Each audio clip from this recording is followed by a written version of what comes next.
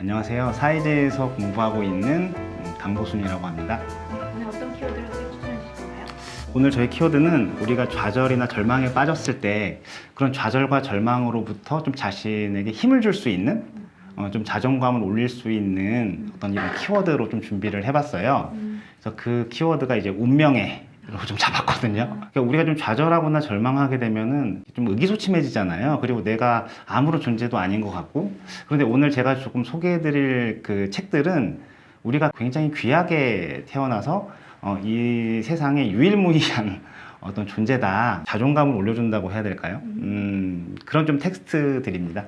자, 첫 번째 책은 티벳 사자에서예요.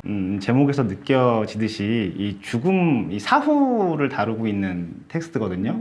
이 티벳 사자에서 원제가 바르도 퇴돌이라고 하는 제목인데요. 이 바르도가 사이라고 하는 뜻이거든요. 그래서 삶과 죽음 사이의 퇴돌, 단 한 번 듣는 것만으로도 영원히 자유에 이르는 길이라고 하는 이 텍스트예요. 그래서 제가 연구실에 와서 사실은 누군가에게 책 선물을 할 때 가장 많이 해주는 책이기도 하거든요. 예. 그 삶과 죽음 사이라고 하는 이 바르도를 보통 이 티벳 사자에서는 우리가 49제를 지내잖아요. 그 49일 동안 망자가 그냥 한 번에 이 세계를 떠나는 게 아니라 어떤 중음신의 상태로 삶과 죽음 사이의 경계에 있다고 이해를 하고 있어요. 그래서 그 망자가 49일 동안 깨달을 수 있는 어떤 차원들이 계속 열리거든요. 근데 제가 좀 오늘 여러분들하고 같이 이야기해 볼 부분은 마지막, 그러니까 치카이 바르도, 초에니 바르도, 시드파 바르도 이렇게 3단계가 있는데 마지막 시드파 바르도가 이제 환생의 길로 열리는 바르도예요. 근데 여기서 이제 인간의 몸을 얻는 게 사실은 굉장히 드문 일이고 귀한 일이라고 보통 표현을 하는데 시드파 바르도에서는 인간의 몸을 얻게 되는 두 가지 방법에 대해서 좀 보여주고 있거든요. 첫 번째 방법은 보통 이제 망자가 마지막에 이 육신을 갖게 될 때 깨달을 수 있는 기회가 여러 번 있었음에도 불구하고 어떻게 이제 인간의 육신을 갖게 돼서 환생을 하는가라고 할 때 첫 번째가 내가 더 이상 육체를 갖고 있지 않다라고 하는 갑자기 그런 집착이 올라와서 성적인 교합을 하는 걸 보면 그걸 참지 못하고 그 태로 빨려 들어간다는 거예요.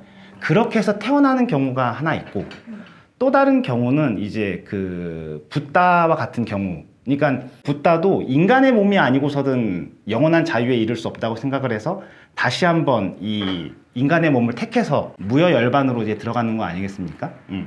그래서 어떤 사람들은 이렇게 육체를 갖고 있지 못하다는 것에 대한 이 집착이 올라와서 태어나는 경우가 있고 붓다의 경우처럼 무언가를 깨닫기 위해서 다시 한번 태어난다는 거예요. 그래서 저는 인간의 육신을 갖고 태어난다는 것 자체가 무언가를 깨닫기 위함이라고 한다면 지금 우리가 겪고 있는 좌절과 절망 같은 것도 사실은 이 생을 살아가면서 어떤 그 깨달음을 얻기 위한 어떤 계기로서 우리에게 주어지는 게 아닐까? 라고 생각이 들어서 티벳 사자에서를 준비했는데요. 그러니까 이것 외에도 굉장히 여러 영감들을 주는 어떤 이야기들이 많이 있어요. 그래서 일독을 권해드리고 싶은 이 마음에서 이 책을 좀 준비해 봤습니다. 다음 책은 자, 이제 저희가 이제 죽음 이후에 이제 환생을 하는 어떤 차원의 어떤 그 귀함에 대해서 좀 공부를 했잖아요. 그 다음 책을 그러면 태어난 뒤에는 내 운명을 어떻게 긍정할 것인가 라고 해서 네. 연구실에 이제 불후의 베스트셀러 명작 고미수 선생님의 나의 운명 사용 설명서입니다. 태어났을 때 인간은 누구나 천지 우주의 어떤 이 자연을 8개의 바코드를 갖고 인간이 태어난다는 거예요. 그게 이제 사주팔자 4개의 기둥과 8개의 글자라고 하는 의미인데요. 사주팔자는 사실은 모든 사람들이 다 고유한 글자들을 다 갖고 있어요. 그러니까 뭔가 특별히 더 좋은 팔자도 없고 특별히 더 나쁜 팔자도 없거든요. 다 이렇게 각자의 어떤 고유한 어떤 이 글자들을 갖고 태어나는데 이 중요한 거는 우리가 보통 팔자 타령을 많이 하잖아요. 뭔가 일상에서 일이 잘 안 풀린다거나 내 팔자가 왜 이러지? 라고 할 때 나는 원래 타고나길 이래서 이래 라고 보통 생각을 하게 마련인데 이 사주팔자를 공부한다는 거, 나의 운명을 공부한다는 건 그런 게 아니다. 지금 우리가 가지고 있는 어떤 이런 조건들이 타고난 것일 수 있잖아요. 근데 그런 타고난 것들이 어떤 외부와 만나면서 끊임없이 변주하고 변이할 수 있는 장을 열어가는 또 다른 어떤 그 8개의 글자이기도 하거든요. 우리가 보통 좌절하고 절망하면 남 탓을 많이 하게 되잖아요. 근데 사주 명리학에서는 어떤 그런 나에게 오게 되는 불행한 어떤 일들, 좋지 않은 일들이 남 탓이라거나 또 나의 탓으로만 이렇게 막 와서 그런 일들이 벌어지는 것들이 아니라 우리에게 벌어지는 일들을 굉장히 다양한 조건 위에서 해석을 할 수 있는 좀 길을 열어주는 그 텍스트인 것 같아요. 그러니까 시절을 보통 많이 이야기를 하는데요. 그러니까 오늘 하루만 하더라도 매일매일 어떤 8개의 글자가 이렇게 새로 생성되는 어떤 기운에 우리가 놓여 있는 거거든요. 그래서 그런 어떤 변화가는 조건들에서 내가 가지고 있는 8개의 글자가 어떻게 그렇게 서로 복합적으로 관계하면서 이런 어떤 사건들이 벌어지게 되었는지, 저는 이 나의 운명 사용 설명서를 처음 읽고 내가 왜 이렇게 살아왔는지를 알게 되었고요. 그리고 나서 내가 이렇게 살아왔다면 이 리듬을 갖고 다른 방식으로 변주도 가능하겠구나라고 하는 거를 이 책을 통해서 좀 배웠어요. 그래서 좌절과 절망으로 힘드신 분들이 어디 이렇게 점집이나 점보러 간다거나 그렇게 하기보다는 자기 운명을 직접 한번 탐구하는 그런 계기로 삼아보면 어떨까라고 해서 준비한 텍스트가 나의 운명 사용 설명서입니다. 그러면 매일매일 사주를 볼 수는 없잖아요. 사실은 제일 중요한 게 우리 운명을 사랑한다는 것에 대한 이 철학적 이해가 좀 중요할 것 같아요. 저는 많은 철학자들이 사실 이 운명에 대한 탐구를 한다고 생각을 하는데 그 중에서도 운명애라고 하면 가장 유명한 철학자 한 분을 준비했습니다. 짐작하시는 그분이에요. 네, 바로 니체의 텍스트인데요. 니체 전략들은 굉장히 많이 있는데 처음 읽으시는 분들이 니체의 원작을 이렇게 접근하는 게 사실은 쉽지 않을 것 같아. 니체의 어떤 이 운명의 철학에 입문할 수 있는 짧게나마 맛을 볼 수 있는 텍스트가 바로 이 니체의 마지막 선물이라고 하는 책이거든요. 이렇게 써 있어요. 이번이 두 번째 삶일 수 있다고. 그래요? 네. 이런 어떤 문장을 이 앞에 내건 이유가 사실은 영원얘기라고 하는 니체의 철학과 관련이 있어서 그래요. 두 번째 삶을 시작할 준비가 되었는가? 그래서 인생을 다시 살 수 있다면 얼마나 좋을까? 누구나 한 번쯤 이런 상상을 해봤을 것이다. 시간을 되돌릴 수 있다면 후회와 실수를 바로잡고 훨씬 나은 삶을 살 거라고 말이다. 그런데 말이다. 만약 당신이 지금 살고 있는 삶이 바로 그 두 번째 인생이라면 어떻게 하겠는가? 라고 하는 이 인트로. 도망갈 곳이 없네.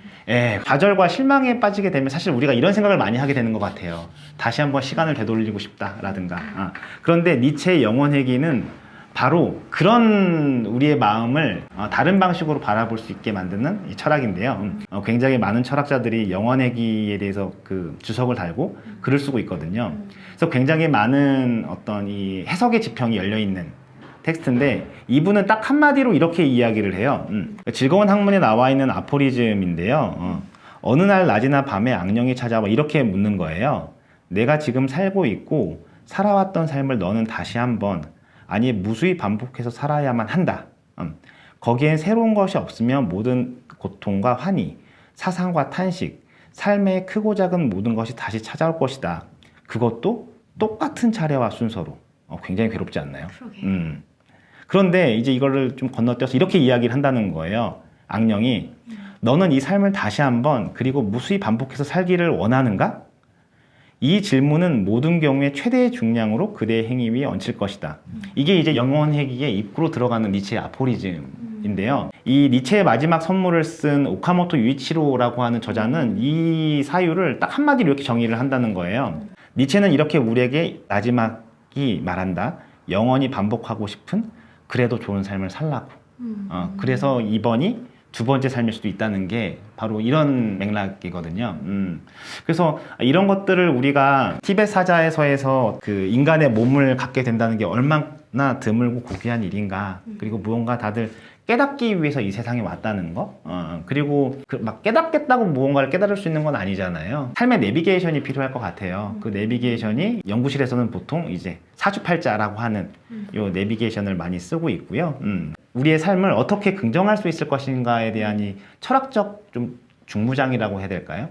이런 게 좀 필요하다는 생각이 좀 들었어요. 니체의 마지막 선물 이렇게 준비를 했습니다. 다음 네. 누구 할까요? 네, 다음 타자는 그 요즘 엄청난 인기를 끌고 계시다고 하는 그분, 그분. 네, 수영 스쿨의 이수영 선생님을 다음번 순서로 지목하겠습니다. 이유가 있나요? 아, 그 이제 연구실에서는 철학자로 통하는 어떤 분이시기도 하고요. 3, 4학기 그 사회제 일요대중기성에서 철학도 수업을 해주세요. 그래서 수업을 좀 듣기 전에 철학자의 서재가 어떨까? 네, 이게 궁금합니다. 네, 오늘 책 추천 감사합니다. 네, 감사합니다.